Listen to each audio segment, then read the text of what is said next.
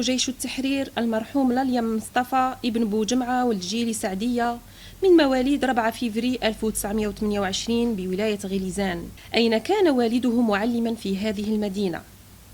تابع مصطفى لاليام دراسته الابتدائية والثانوية بالجزائر قبل أن يسافر إلى فرنسا ليستأنف تكوينه الطبي بجامعة مونبولييه، أين اختص في أمراض طب العيون في نفس الجامعة.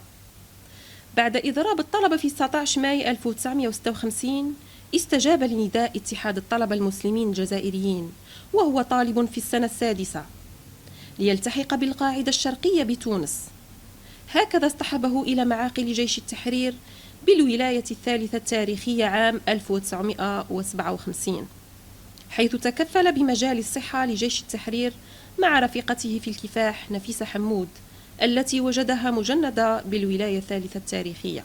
عمل على تكوين أفواج من المجاهدين في قطاع الصحة رفقة العديد من الأطباء والممرضين والممرضات الذين لبوا نداء جيش وجبهة التحرير الوطني بالالتحاق بركب ثورة التحرير في أواخر سنة 1957، وهم بمعاقل الثورة بنواحي درع الريف بولاية برج بوعريريج التابعة للمنطقة الأولى من الولاية الثالثة التاريخية، تعرضوا لكمين نصبته قوات العدو أودى بحياة البعض من رفقائه أمثال ريموند بيشارد بالحوسين وآخرون، في حين ألقي القبض على مصطفى لاليام ونفيسة حمود ليودع لاليام السجن في 27 ديسمبر 1957 ويحكم عليه في 1958 ب20 سنة سجنا مع الأشغال الشاقة، ليطلق سراحه بعد وقف إطلاق النار في مارس 1962.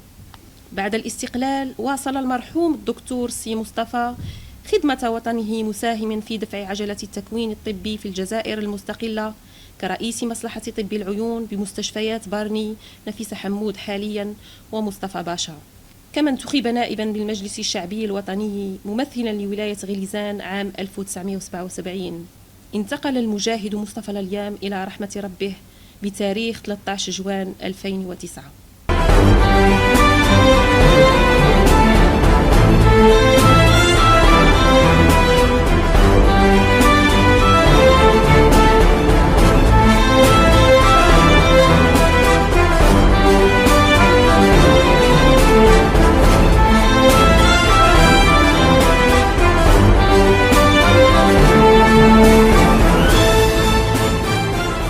الدكتورة نفيسة حمود ضابط جيش التحرير.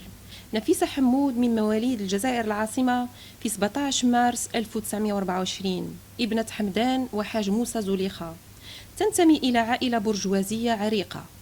زاولت دراستها الابتدائية والإكمالية بالعاصمة، ثم درست الطب بالجزائر أين ناقشت مذكرتها في الدكتوراه سنة 1954.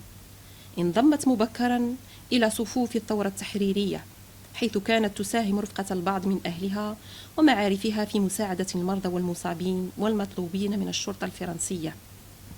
التحقت بصفوف جيش التحرير مع أواخر سنة 1955، وكانت تلقب باسمها الثوري لويزا، لتنتقل إلى المنطقة الثالثة التاريخية القبائل وتسهر على المجال الصحي هناك.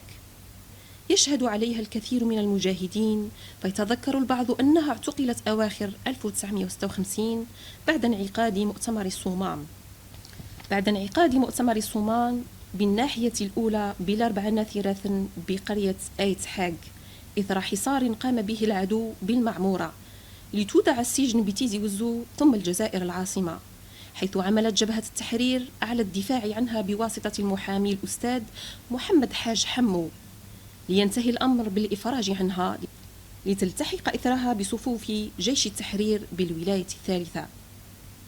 استأنفت مشوارها لتستقر بالمنطقة الأولى من الولاية الثالثة التاريخية، أين التقت بالدكتور لاليام مصطفى الذي وفد من تونس لتتكفل معه رفقة طلبة آخرين بمعالجة ومداواة المجاهدين وكذا المرضى من السكان القرويين في شهر نوفمبر 1957، وإثر تطويق لقوات العدو بمعاقل ذراع الريف ببرج بوعريريج ألقي عليها القبض بعد اشتباك مع مجموعة من رفقائها منهم مصطفى لاليام، كما استشهد إثر هذه العملية كل من ريمان بيشارد وبالحسين. فتم اقتيادها إلى السجن بالعاصمة بالحراش، بربروس، وهران ومعسكر تيكشون. وبفضل تدخل محاميها تم تحريرها في سنة 1959، وأرغمت على مغادرة الوطن إلى فرنسا، أين كانت تحت الرقابة من السلطات الفرنسية. تزوجت من الطبيب لليام مصطفى رفيقها في الكفاح، وواصلت معه معركة التشييد وخدمة الصحة بالجزائر المستقلة. في سنة 1967 أسست أول مركز لتباعد الولادات بمستشفى مصطفى باشا بالعاصمة. وفي 1974 عينت رئيسة مصلحة النساء بمستشفى بارني بحسين داي، الذي أصبح فيما بعد يحمل اسمها، لتتقاعد بهذا المنصب في 1986.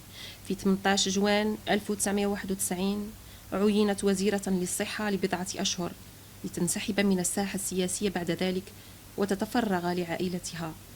انتقلت إلى جوار ربها في 10 ديسمبر 2002، ودفنت بالمقبرة العالية بالعاصمة.